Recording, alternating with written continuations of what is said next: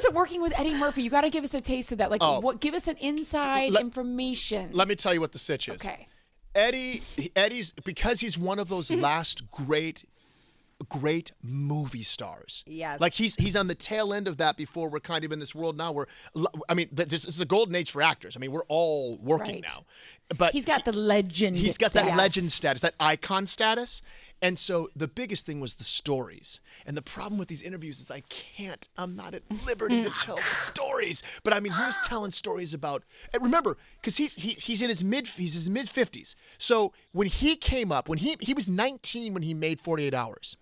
Whoa. Eddie Murphy got to go to parties with fucking Yul Brynner and Charlton Heston and Lucille Ball and Holy like this kid. Shit. He told me a story about Marlon Brando. So Marlon Brando was coming to wanted him to come. His manager said, "Marlon Brando wants you to go to have dinner at his house." Marlon Brando.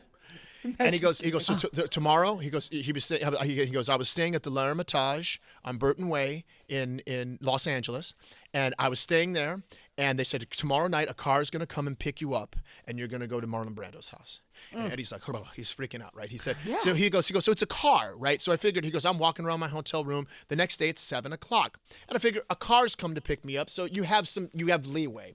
So about 45 minutes, he's getting ready. 45 minutes later, he makes his way down to the lobby, and he walks out of the L'Hermitage Hotel, and there's a car sitting there, and in the driver's seat is Marlon Brando. Oh, my God. Marlon Brando was waiting for him, and he got Marlon Brando. And Marlon Brando drove me up into the Hollywood Hills and made him dinner. Marlon Brando. That's crazy. This was every day on the set. This was every day. Every day we got to hear stories about, and the first day I met him, I didn't know what to do. And he's very quiet. He's a very quiet guy. He lives a very considered life, very thoughtful person. But I didn't know what to do. And then we're all sitting there, and I'm doing 2 acting jobs at once. One is like, don't fucking freak out. Totally. That person responsible for your career is sitting 2 people over. But also you have to remember your lines and act in this movie. And then you can't just stare at Eddie the whole time. You can't just stare. And Craig Robinson, just out of nowhere, just goes, so Eddie, man, what was the deal with the 40th anniversary of Saturday Night Live? What was going on? Oh no! I'm like, oh, okay, so you just opened the floodgates. So, and he was so gracious. He was. And just answered the question. You know what he said, which I thought was lovely? He goes, I showed up and I did it, man. And he goes, hey, he's like, what am I going to do? I'm going to hold a grudge against David Spade? For 25 years? That's awesome. So, he's a person. He's evolved as a person. He's evolved.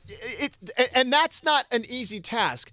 Eddie Murphy had 1 audition in his entire life.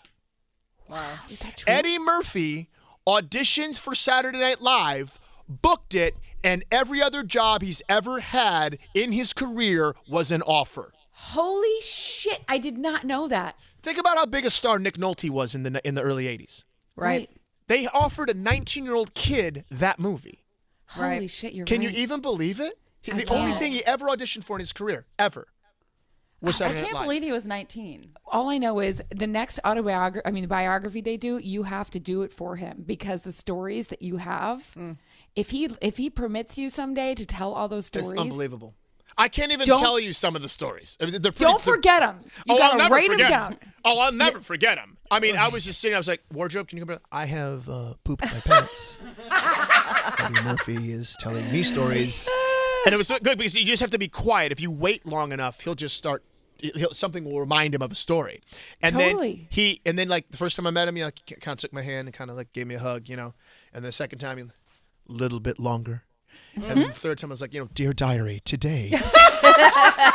Eddie hugged me for 5.5 seconds. Heart with an arrow through it.